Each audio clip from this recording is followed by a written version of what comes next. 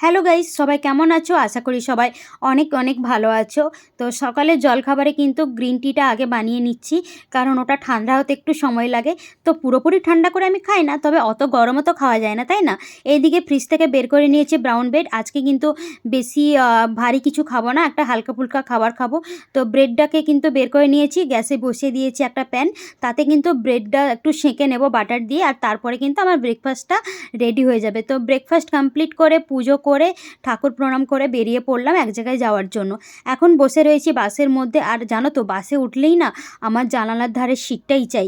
আজকে না বাইরে ওয়েদারটা দেখো, এতটাই রোদ, তার সঙ্গে কিন্তু ধুলো ভর্তি। তবে কোনো ব্যাপার নয়, আমি তো এই দৃশ্য দেখতে দেখতে এনজয় করতে করতে চললাম আমার ডেস্টিনেশানে। তো কোথায় যাচ্ছি সেটাও তোমাদেরকে বলবো, তার আগে বলি আজকে কিন্তু আমি একা যাচ্ছি না, আমার সঙ্গে আরও দুজন রয়েছে, মা রয়েছে আর একটা দিদাও রয়েছে। আর আজকে আমরা যাচ্ছি তমলুক। দেখো তমলুকে চলেও এসছি, আর এখন উঠে পড়েছি একটা অটোতে। অটো নিয়ে এখন যাচ্ছি সেই জায়গায় যেখানে মাকে নিয়ে এসছি। তো আমরা বেসিক্যালি আজকে এসছি একটা ডাক্তারের কাছে। তো মায়ের শরীরটা বেশ কিছুদিন খারাপ, তাই জন্য দেখো এই ডাক্তারবাবুর কাছে এলাম। এনার কাছে ফার্স্ট টাইম দেখাচ্ছি, তো সবাই তো বলছে ভালো, বাকিটা দেখা যাক। তো ডাক্তার দেখানো কমপ্লিট করে কিন্তু দু একটা গলির পরেই কিন্তু রয়েছে মা বর্গভীমার মন্দির।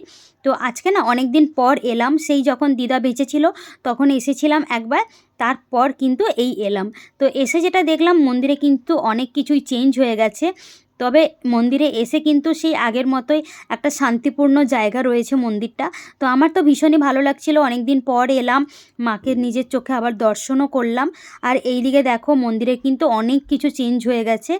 তো একদিকে তো ভোগ খাওয়ানোর ব্যবস্থা থাকতো, কিন্তু উল্টো দিকটা ছিল না ভোগ খাওয়ানোর ব্যবস্থা, কিন্তু দেখলাম উল্টো দিকেও কিন্তু ভোগ খাওয়ানোর ব্যবস্থা করা হয়েছে। তবে আমরা যেই সময়টা গেলাম তখন কিন্তু মন্দির বন্ধ ছিল। তো মন্দির কিন্তু খুললো আবার 3টের সময়।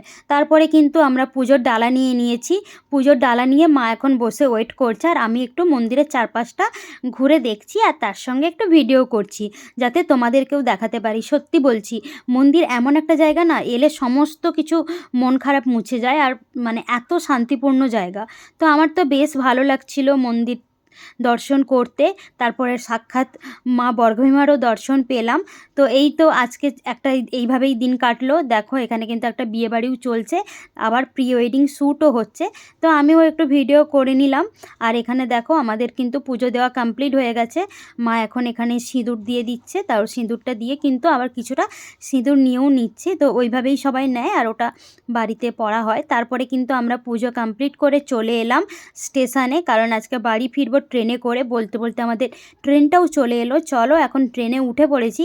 ট্রেনের এই সুন্দর দৃশ্য দেখতে দেখতে এখন বাড়ি ফিরছি। আর ট্রেন জার্নি করতে কার কার বেশি ভালো লাগে বলো তো? আমাকে যদি বলা হয় বাস নাকি ট্রেন, আমি বলবো ট্রেন। আমার না ট্রেন জার্নি করতে খুব ভালো লাগে। চলো আজকের ভিডিওটা এই পর্যন্তই, আবারও একটা নতুন ভিডিও নিয়ে খুব তাড়াতাড়ি আসছি।